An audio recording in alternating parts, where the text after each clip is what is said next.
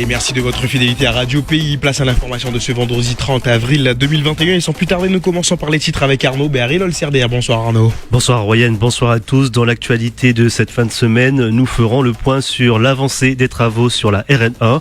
Pour en parler, nous recevrons en direct par téléphone Pierre Papadopoulos, le directeur de la DAF Guyane.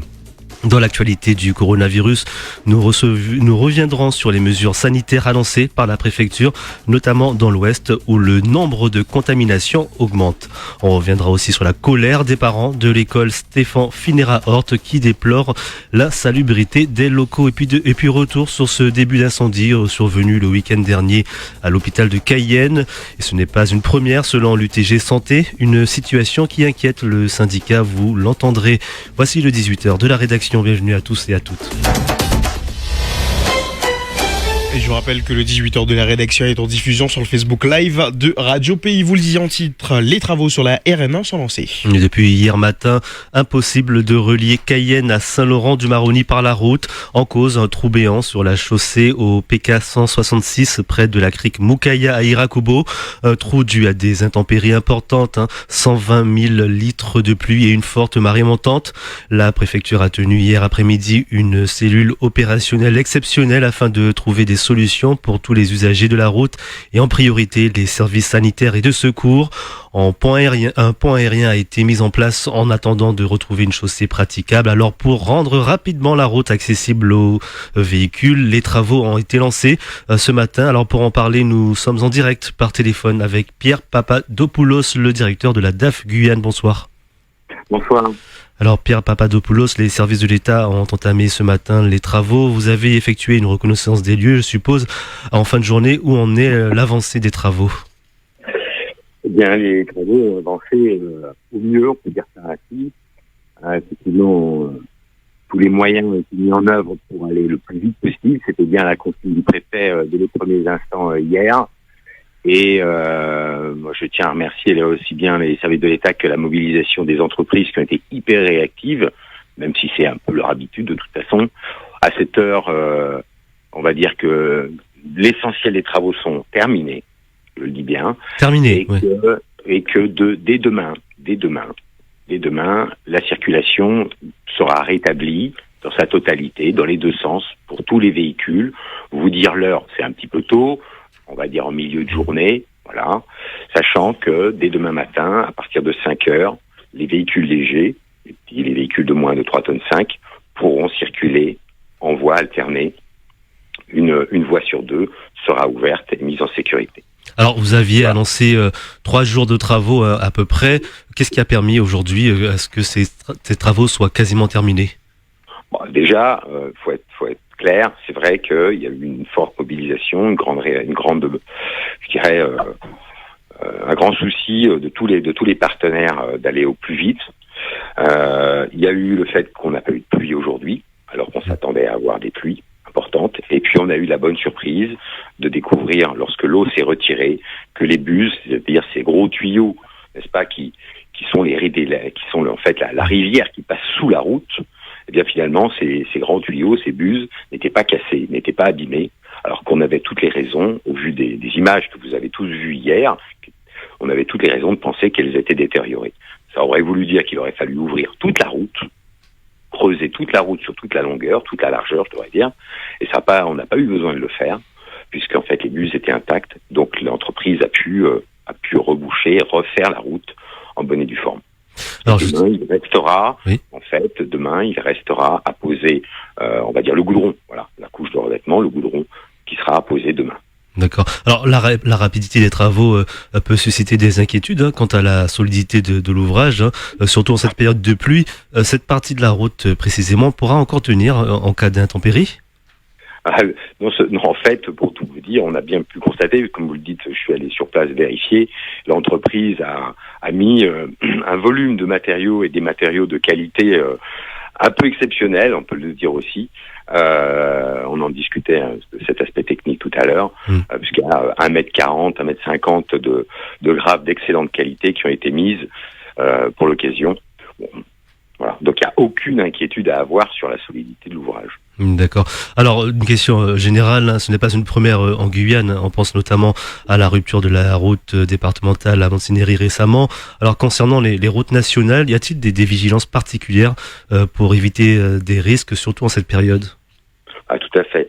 Sachez que sur la route qui va de Saint-Georges à Saint-Laurent-du-Maroni, 450 km de route nationale, il y a ni plus ni moins 800 ouvrages d'art de ce type. Il y a 800 passages, 800 cours d'eau qui passent sous la route, c'est-à-dire un tous les 500 mètres.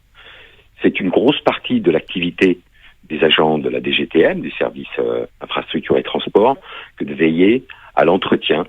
Ce sont ni plus ni moins de 12 millions d'euros qui chaque année sont mis rien que pour l'entretien. Je ne parle pas des travaux d'investissement, rien que pour l'entretien.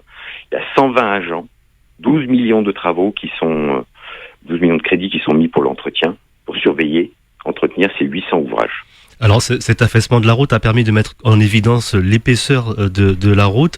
Ça a été beaucoup critiqué d'ailleurs par les observateurs. Est-ce que c'est la route aujourd'hui, la RN1 en particulier et bien d'autres, hein, est-ce qu'aujourd'hui elle mérite pas des travaux un peu plus poussés que quelques réparations?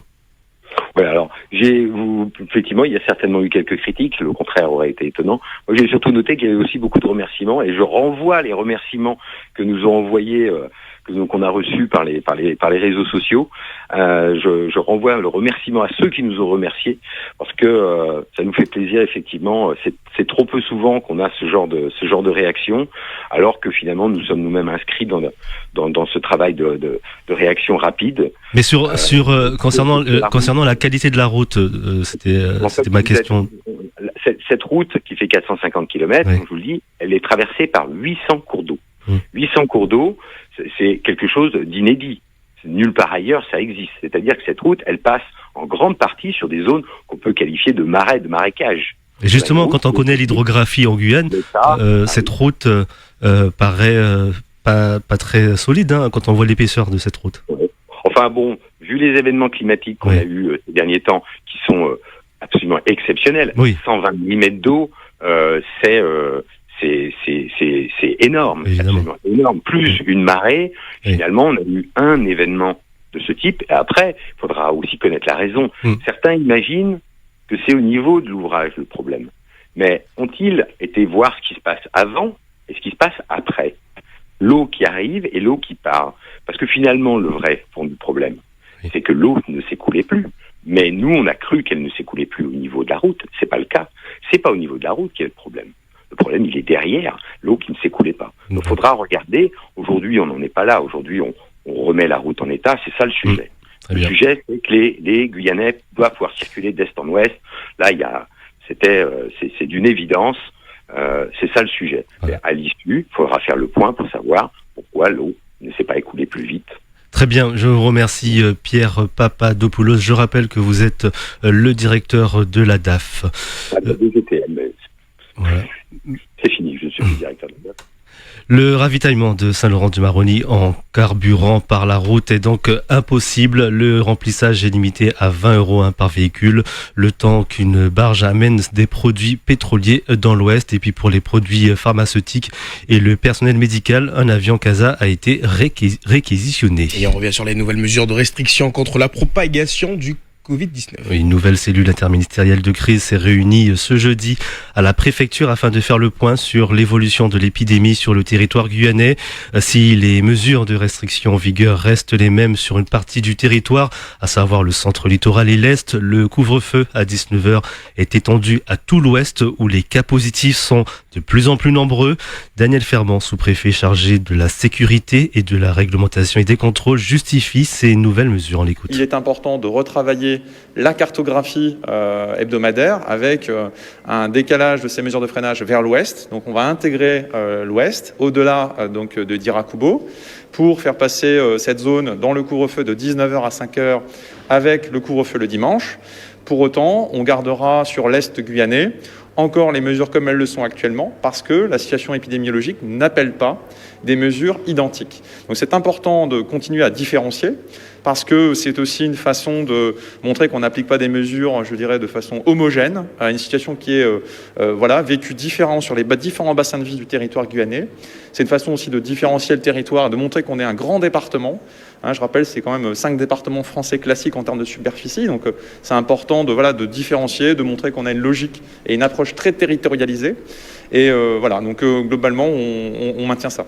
Daniel Fermand, sous-préfet chargé de la sécurité, de la réglementation et des contrôles, il répondait à Clément Buzalka. Plusieurs villages de communes de l'intérieur, les pieds dans l'eau. Oui, sur le Lawas sont observées d'importantes crues amplifiées par les marées au niveau de l'estuaire du Maroni.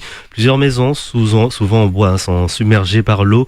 Le SDIS Guyane mobilisé sur le terrain effectue des reconnaissances dans tous les secteurs à risque, indique la préfecture. Radio Pays, la suite du journal, Arnaud Béhari-Lolsirder. Et la tension est toujours palpable à l'école Stéphane Finera-Horte. Oui, les parents d'élèves ont bloqué un moment l'école hier matin pour demander plus d'action de la part de la mairie de Cayenne. On rappelle que ces parents déplorent la vétusté des locaux où leurs enfants étudient. Selon eux, l'école tombe en ruine depuis des années.